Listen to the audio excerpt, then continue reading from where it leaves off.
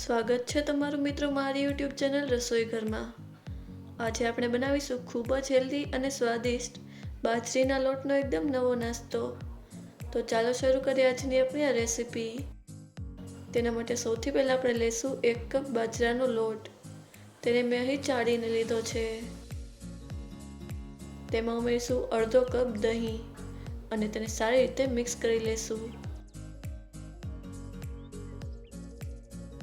ત્યારબાદ તેમાં થોડું પાણી ઉમેરતા જઈને તેનું મીડિયમ થીક બેટર બનાવીને તૈયાર કરી લેવાનું છે।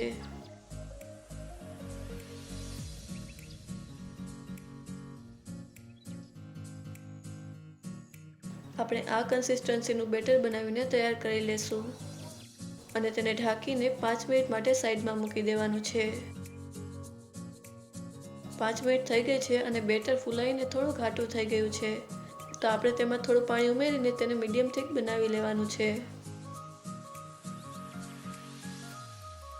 ત્યારબાદ તેમાં ઉમેરીશું ઝીણું સમારેલું ગાજર, ડુંગળી, કોબી, લીલા મરચાં,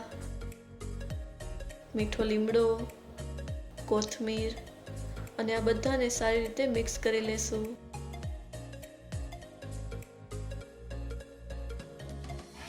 ત્યારબાદ આપણે તેમાં ઉમેરીશું વટાણા, તુવેર અને તેને સારી રીતે મિક્સ કરી લેશું। તમે તમારા પસંદની કોઈ પણ શાકભાજી તેમાં ઉમેરી શકો છો। હવે આપણે તેમાં ઉમેરીશું સ્વાદ અનુસાર મીઠું, અડધી ચમચી કાળા મરીનો પાવડર, અડધી ચમચી હળદર, અડધી ચમચી ધાણા જીરું પાવડર અને આ બધાને સારી રીતે મિક્સ કરી લેશું।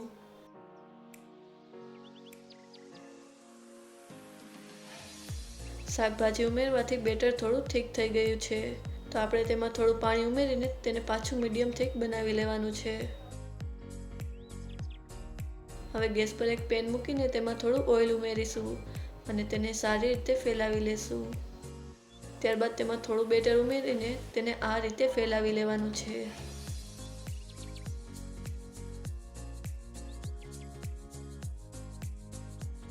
અને તેને ઢાંકીને મીડિયમ ફ્લેમ પર 3 મિનિટ માટે પાકવા દેશું।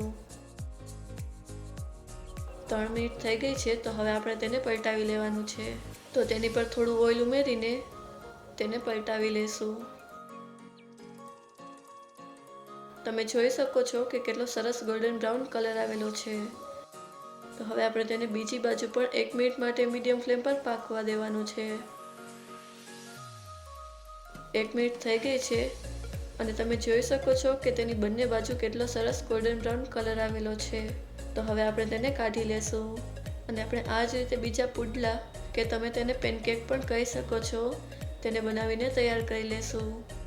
તો તૈયાર છે ખૂબ જ સરળ, સ્વાદિષ્ટ અને ઝટપટ બની જતો બાજરીના લોટનો એકદમ નવો નાસ્તો। તેને તમે ટોમેટો કેચઅપ સાથે સર્વ કરી શકો છો।